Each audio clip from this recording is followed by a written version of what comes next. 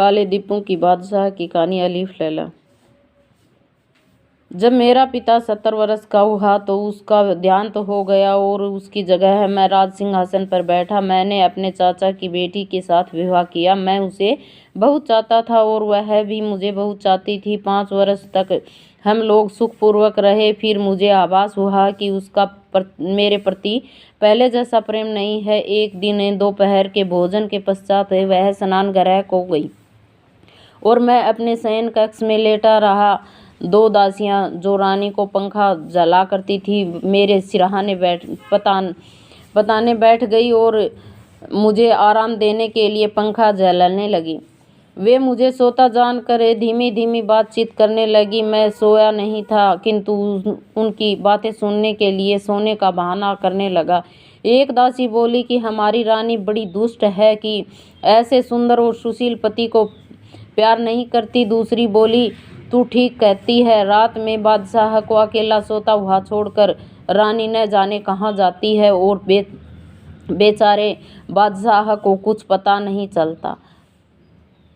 पहली ने कहा यह बेचारा जाने भी कैसे। रानी रोज रात को उसके शरबत में कोई नशा मिलाकर उसे दे देती है।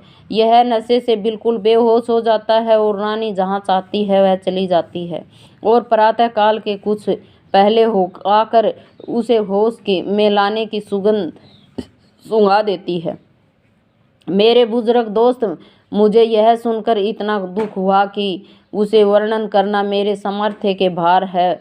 उस समय मैंने अपने क्रोध को संभालना उचित समझा और कुछ देर में ऐसे अंगड़ाई तोड़ने लेता उठा जैसे सचमुच सो रहा था। कुछ देर में रानी भी स्नान करके वापस आ गई।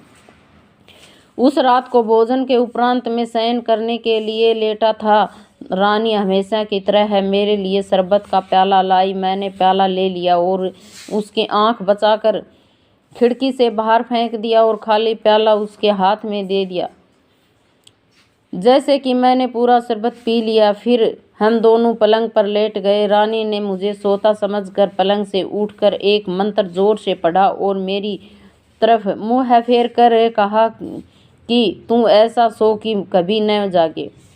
फिर वह भड़कीले वस्त्र पहनकर कमरे से निकल गई। मैं भी पलंग से उठा और तलवार लेकर उसका पीछा करने लगा। वह मेरे केवल थोड़ा ही आगे थी और उसकी पग ध्वनि मुझे सुनाई दे रही थी, लेकिन मैं ऐसे धीरे धीरे पांव रख रहा था कर उसके पीछे पीछे चल रहा था कि उसे मेरे आने का कोई आभास न मिले। वह कई दरवाज़ों से होकर निकली।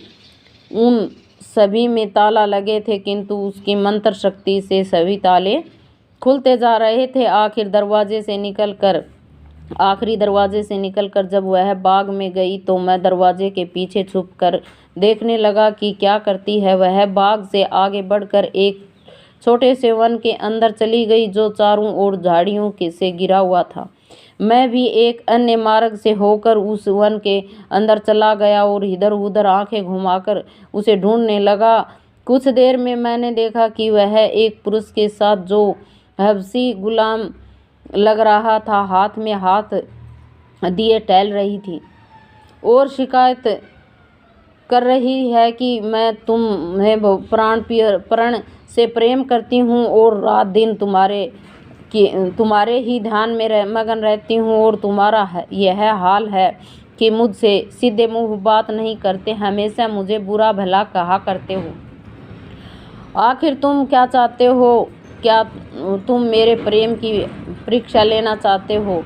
तुम मेरी शक्ति जानते हो। मेरे अंदर इतनी शक्ति है कि कहो तो सूर्य उदय के पहले ही इन सारे महलों को भूमिगत कर दूं और यह सारा ठाठ बाट बिल्कुल वीरान कर दूं और यहाँ भेड़ियाँ और उल्लुओं के अलावा कोई नहीं दिखाई दे और जो पत्थर यहाँ महलों में लगे हैं वह काफ पर्वत पर वापिस उड़कर चले जाएं। इतनी शक्ति रखते हुए भी मैं प्रेम के कारण तुम्हारे पैरों पर गिरी रहती हूँ और तुम्हें मेरे प्राव ही नहीं।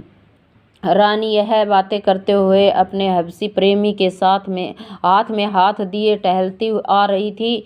जब वे लोग उस झाड़ी के पास पहुँचे जहाँ मैं छुपा हुआ था, तो मैंने बाहर निकलकर हबसी की गर्दन पर पूरी जोर से तलवार का वार किया। वह लड़खड़ा कर गिर गया।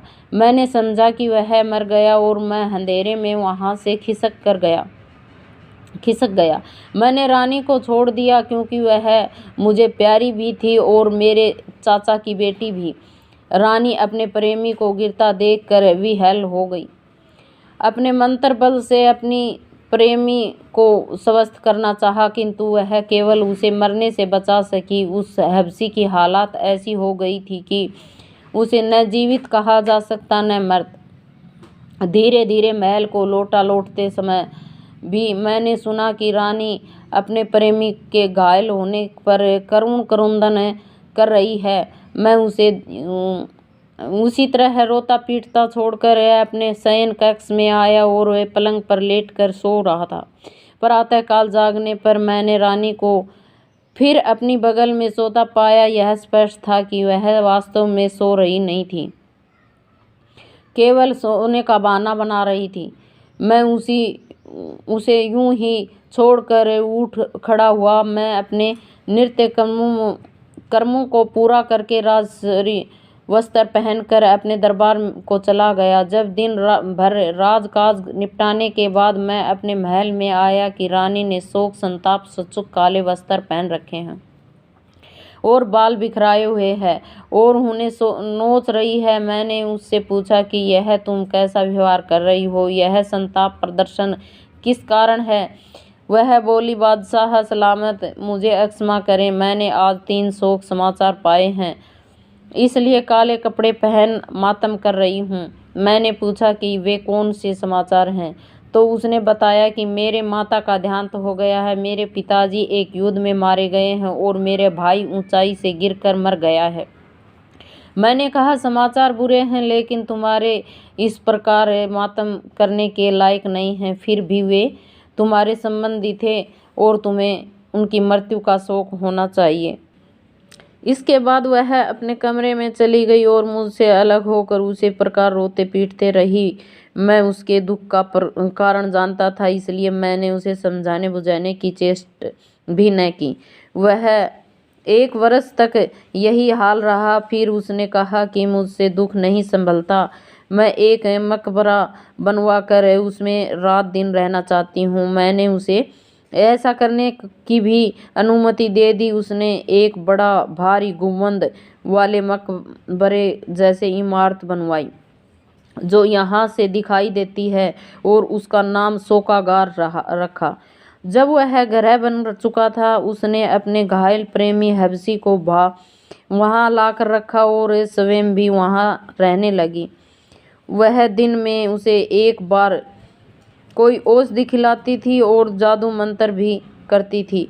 फिर भी उसे यह सा प्राणघातक घाव लगा था कि औषधि और मंत्रों के बल पर उसके केवल प्राण अटके हुए थे। वह न चल पाता था न बोल पाता था, सिर्फ रानी की ओर टुक टुक देखा करता था।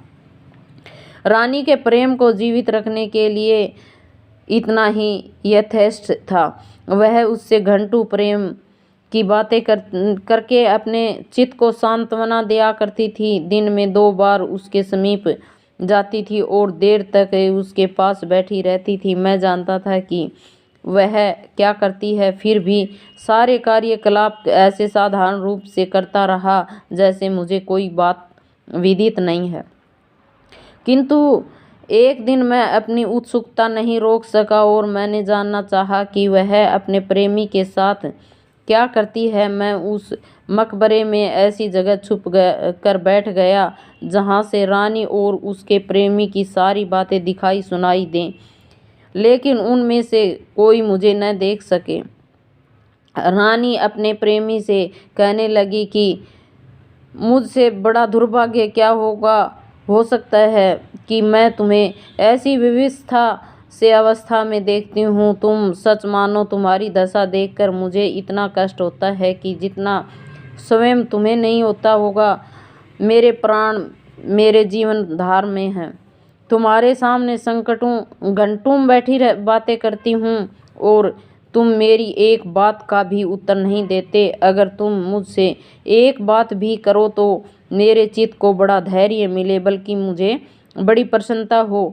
खैर, मैं तो तुम्हें देखकर ही धैर्य धारण किया करती रहती हूँ।